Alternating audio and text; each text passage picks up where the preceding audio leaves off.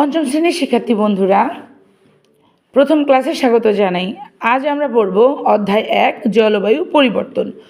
তোমরা দেখো এখানে 4টি ছবি আছে। ছবিতে মূলত কি বলেছে, উপরের ছবিগুলো পর্যবেক্ষণ করে ছবিতে কি ঘটেছে তা লিখি। আমরা দেখতে পাচ্ছি এখানে আকাশে তীব্র বজ্রপাত হচ্ছে এবং ঝড়ের একটা পূর্বাভাস আমরা দেখতে পাচ্ছি। 2 নংয়ে আছে দেখো তীব্র তাপদাহে একটি শিশু অসুস্থ হয়ে গিয়েছে এবং তাকে অন্যরা সাহায্য করছে।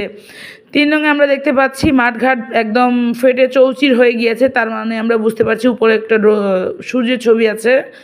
আমরা বুঝতে পারছি খরার কারণে বা অনাবৃষ্টির ফলে মাঠঘাট শুকিয়ে চৌচির হয়ে গেছে। তারপর হচ্ছে দেখো অতিরিক্ত বৃষ্টির ফলে, এটাকে বলে অনাবৃষ্টি, আর এখানে যেটা হয়েছে সেটা হচ্ছে অতিবৃষ্টির ফলে। অতিবৃষ্টির ফলে রাস্তাঘাট পানিতে ডুবে গেছে এবং বন্যার সৃষ্টি হয়েছে। এরপর দেখো জলবায়ুর পরিবর্তন রোধ ও পরিবেশ সংরক্ষণ, অর্থাৎ এই ছবিগুলো পর্যবেক্ষণ করে আমরা জলবায়ু রোধে এবং পরিবেশ সংরক্ষণে কি কি করতে পারি আমি লিখেছি। তোমরা হয়তো বুঝতে পারবে না, আমি তবু বলছি, তোমরা খেয়াল করো। 1, কি করা হচ্ছে? গাছ লাগানো হচ্ছে নোনা পানিতে, বন তৈরিতে গাছ রোপণ। কেন কাজটি করছে? উপকূলীয় অঞ্চলে ঘূর্ণিঝড় ও জলোচ্ছ্বাসের হাত থেকে বাঁচাতে। কিভাবে কাজটি জলবায়ুর পরিবর্তন রোধে সহায়তা করে? গাছ বায়ুমণ্ডল থেকে প্রচুর কার্বন ডাই অক্সাইড গ্রহণ করে, বৈশ্বিক উষ্ণায়ন কমায়। তারপর আমরা এখানে দেখতে পাচ্ছি বিভিন্ন প্লাস্টিক রিসাইকেলিং করা হচ্ছে বা পুনর্ব্যবহার করা বলে একে। কেন কাজটি করা হচ্ছে? পরিবেশে আবর্জনা কমাতে এবং নতুন কাঁচামালের উপর নির্ভরশীলতা কমিয়ে প্রাকৃতিক সম্পদ সাশ্রয় করতে।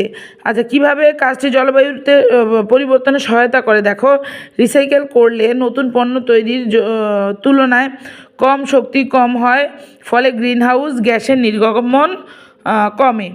তারপরে এখানে আমরা দেখতে পাচ্ছি আধুনিক পদ্ধতিতে ইট উৎপাদন হচ্ছে। এটা হচ্ছে পরিবেশ বান্ধব ইট উৎপাদন কেন করছে সেটা হচ্ছে এখানে লিখেছি যে দেখো কাজটি কেন করছে। প্রথাগত ইট ভাটায় প্রচুর জ্বালানি পোড়ানো হয় এবং চাষের মাটি নষ্ট হয়। এর মাধ্যমে চাষের মাটি নষ্ট হয়ে যায় এবং প্রচুর জ্বালানি জ্বালাতে হয় এবং বায়ু দূষণ ঘটে। তো পুরানো ইটের পরিবর্তে আধুনিক পদ্ধতিতে কনক্রিট ব্লক তৈরি করা হচ্ছে। বিষাক্ত কালো ধোঁয়া ও কার্বন ডাই অক্সাইড নির্গত হওয়া বন্ধ হয়। কীভাবে জলবায়ু পরিবর্তন রোধে সহায়তা করে? তারপর আমরা দেখছি সৌর প্যানেলের মাধ্যমে সেচ দিচ্ছে। সৌর প্যানেলের সেচ কাজে সৌর প্যানেল ব্যবহার। তারপর হচ্ছে এটা কেন হচ্ছে? দেখো এখানে লিখেছি খরচ কমাতে এবং পরিবেশ দূষণ রোধে কাজটি করা হচ্ছে। আর কিভাবে জলবায়ু পরিবর্তন সহায়তা করে? এখানে এটা সৌরশক্তি একটি জীবাশ্ম জ্বালানি বিহীন উৎস যা কার্বন ডাই অক্সাইড শূন্য, যা জলবায়ু ভারসাম্য রক্ষায় বড় ভূমিকা রাখে। শিক্ষার্থী বন্ধুরা, আজ আমরা 3 এবং 4 পৃষ্ঠার যে ছকগুলো আছে সেটি আলোচনা করেছি। পরবর্তী ক্লাসে আমরা 5 এবং 6 নং পৃষ্ঠা আলোচনা করব। ধন্যবাদ।